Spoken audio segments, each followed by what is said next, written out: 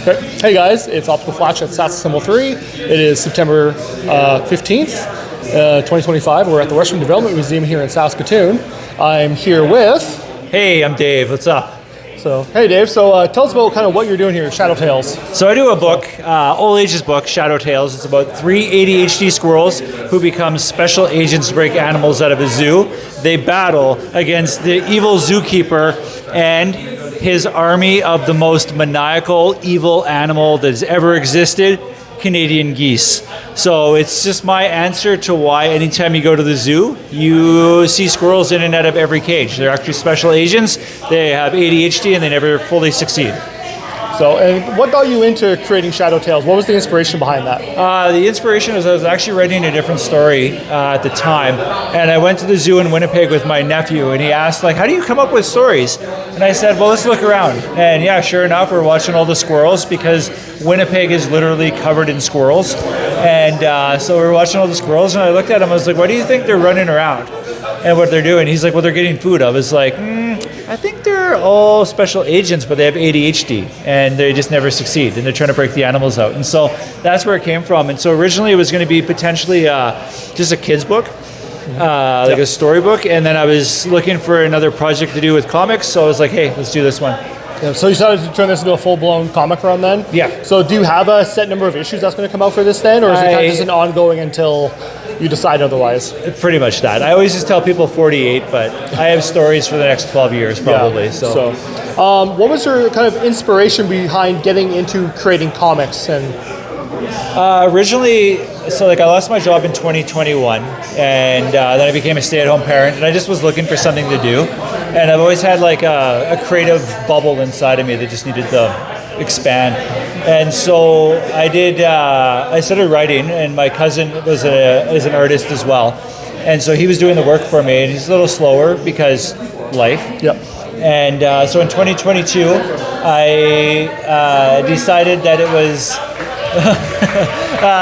time to start drawing and teaching myself how to draw, because I was told my entire life I couldn't draw. So I got into it that way, and it's just like, I don't know, I just loved the story. I love the idea of being able to share that with somebody and just seeing how people react to it. Yep. So were you always into comics then when you were younger as well, or is it kind of more of a, as you got older, you kind of wanted to create something? I wasn't allowed to read comics growing up because we were poor. So my dad thought they were a waste of money. I win, haha. And then kind of as like my wife and I, after we got married, we were both students and just didn't have money for it. And then all of a sudden I'm like, wait, I can afford comics now. And so I started collecting. I've always loved the idea of comics. I've always loved every comic I've read. And so they're just awesome. Yeah. Did you have a favorite superhero or villain growing up?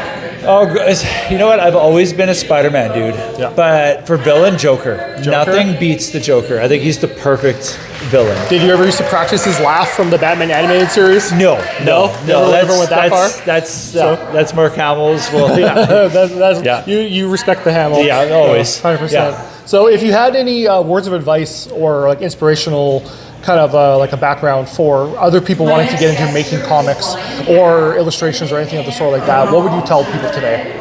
I would say do it. You'll never feel like you're ready. And even after you have 6 books out and 7 and 8 are going to be out next month, you never feel like you're ready or good enough.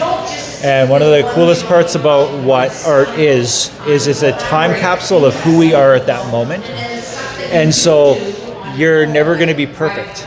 So there's going to be mistakes, but you could continue to grow. You get to give somebody a glimpse of who you are at that moment in time, and it's just wonderful. Yeah, no, that's really solid advice. That's definitely, I'm sure people appreciate hearing that. Do you have any socials or anything that you'd like to plug at us? Yeah, so Dad's Comics on Instagram. I'm Shadow Tales on Facebook. And then I have datscomics.com as the website, and that's pretty much all I have. All right. Yeah. So no, that's thank you for taking the time here. Oh, yeah, I always love talking with you. Of course, you're awesome to see. I run into you all over the town. Of course, I see you everywhere from buying cookies to comic books, pretty much. It's because I'm an ADHD squirrel. I hear that. I'm very much the same way. So awesome. Once again, I'm OpticalFlash at SaskAssemble3 here at the Western Development Museum in Saskatoon. We'll chat soon. Thanks, guys.